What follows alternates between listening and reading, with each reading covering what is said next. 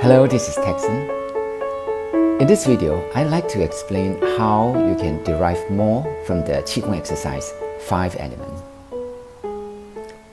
If you are yet to watch the demonstration video, you may watch it now. You can find the link below.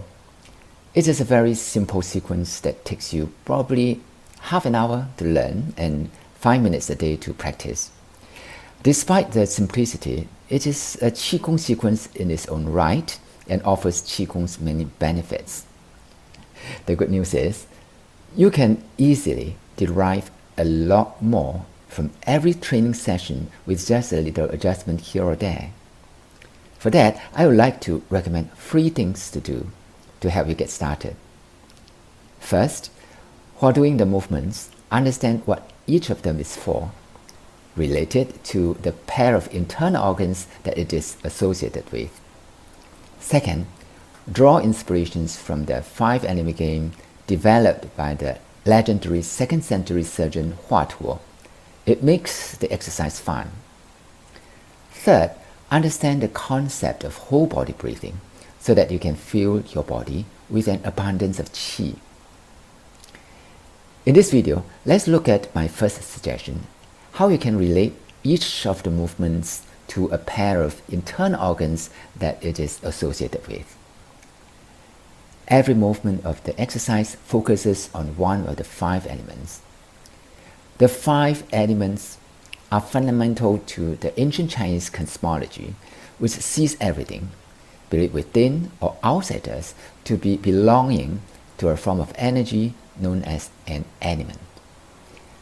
Each element has both supporting and controlling relationships with another element. The 5 elements are earth,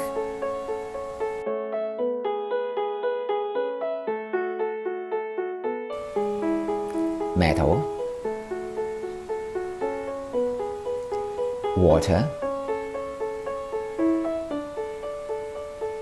wood, and fire. You must follow the sequence when you are performing the exercise because the order forms a supporting cycle. Earth generates metal, metal generates water, water generates wood, wood generates fire, and fire generates earth.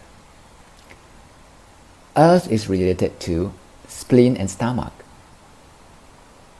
metal to lung and large intestine, water to kidneys and urinary bladder, wood to liver and gallbladder, and fire to heart and small intestine.